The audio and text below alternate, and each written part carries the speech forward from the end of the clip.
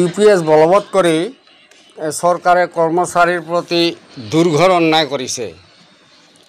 ধাৰাবাহিক আন্দোলনেৰ ঘোষণা এনপিএস কৰ্মচাৰী সংস্থাৰ। ইউপিএস নহব ওপিএসই লাগিবই। পুনৰ কৰ্মচাৰীৰ প্ৰতিবাদে কবাব ৰাজ্য। চৰকাৰে এতিয়া এনপিএছৰ সলনি ইউপিএছ আনিব খুজি আছে। সেয়ে এনপিএছ চৰকাৰী আমাৰ এনপিএছ কৰ্মচাৰী সংস্থাই প্ৰতিবাদ কৰি আছে আৰু প্ৰতিবাদ কৰি থাকিব।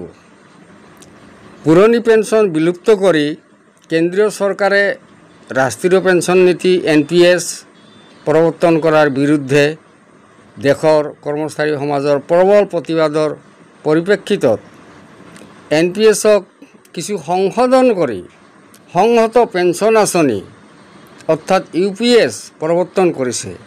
কিন্তু এই আঁচনিৰ তীব্ৰ বিৰোধিতা কৰি কৰ্মচাৰীসকলে পুৰণি পেঞ্চন আঁচনি অৰ্থাৎ ওপিএছ পুনৰ প্ৰৱৰ্তনৰ দাবীত ধাৰাবাহিক প্ৰতিবাদী কাৰ্যসূচী ৰূপায়ণ কৰি আহিছে।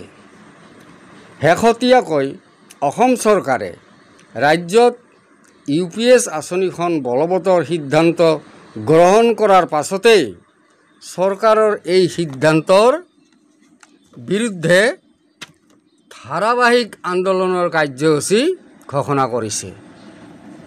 এই আন্দোলনৰ নেতৃত্ব লৈ অহা সদৌ অসম চৰকাৰী এনপিএছ কৰ্মচাৰী সংস্থাই চৰকাৰৰ এই সিদ্ধান্ত কৰ্মচাৰী সমাজৰ প্ৰতি দুৰ্ঘৰ অন্যায় বুলি সংগঠনটোৱে অভিহিত কৰি পুৰণি পেঞ্চন আঁচনি পুনৰ প্ৰৱৰ্তনৰ দাবীত নৱেম্বৰৰ পৰা ধাৰাবাহিক আন্দোলনৰ কাৰ্যসূচী ঘোষণা কৰিছে। গতিকে পুৰণি পেঞ্চন নিদিয়ালৈকে ধাৰাবাহিক আন্দোলন চলি থাকিব আৰু আমি সকলোৱে শিক্ষক কৰ্মচাৰী সকলোৱে আমি ইয়াত আগভাগ ল'ব লাগিব। আমি আন্দোলন কৰিবই লাগিব। আন্দোলন নকৰিলে কেতিয়াও আমাৰ পেঞ্চন নহ'ব।